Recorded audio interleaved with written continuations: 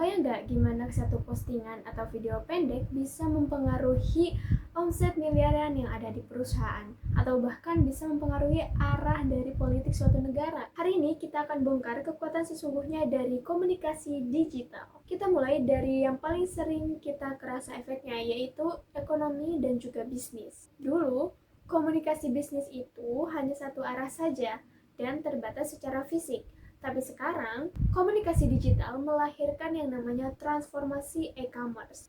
Transaksi lintas negara, live shopping yang interaktif, dan ulasan real-time dari pembeli telah mengubah alur cara kita bekerja. Tentu saja, e-commerce tidak akan hidup tanpa pemasaran digital. Tentu saja, e-commerce tidak akan hidup tanpa pemasaran digital yang sukses. Lawan data analitik, algoritma, dan sosial. Lewat dengan data analitik, algoritma, dan social proof atau ulasan positif, kampanye pemasaran ini bisa langsung sampai ke telinga target audiens kita secara tepat dan spesifik. Dorongan ini akhirnya memicu inovasi bisnis di era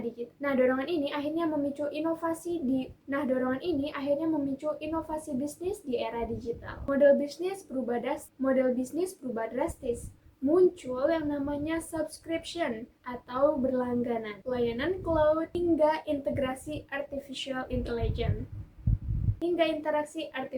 intelligence untuk customer service secara otomatis. Di era ini, bisnis yang lambat beradaptasi dengan komunikasi digital. Tapi tunggu dulu, komunikasi digital nggak cuma soal cuan dan brand. Gelombangnya juga mengguncang keras panggung sosial dan politik kita. Mari kita lihat dari peran medsos dalam politik. Media sosial kini menjadi arena debat publik dan mesin kampanye paling efisien. Politik tidak lagi hanya bergantung pada televisi dan juga koran. Mereka punya jalur komunikasi langsung tanpa harus menyapa atau bahkan berdebat dengan rakyat setiap harinya. Namun, ini membawa kita kepada tantangan dan peluang dalam demokrasi digital. Peluang emasnya, partisipasi publik meningkat pesat dan suara kaum minoritas jauh lebih terdengar. Brand kini nggak perlu berteriak lewat baliho mahal, tapi tantangannya sangat fatal. Penyebaran hoax, echo chamber, dan polarisasi opini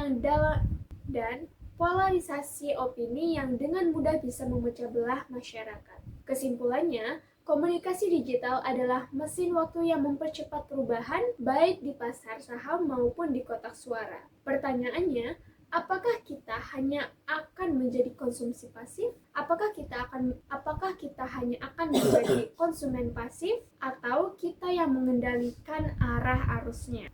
Coba kasih pendapat kalian di kolom komentar.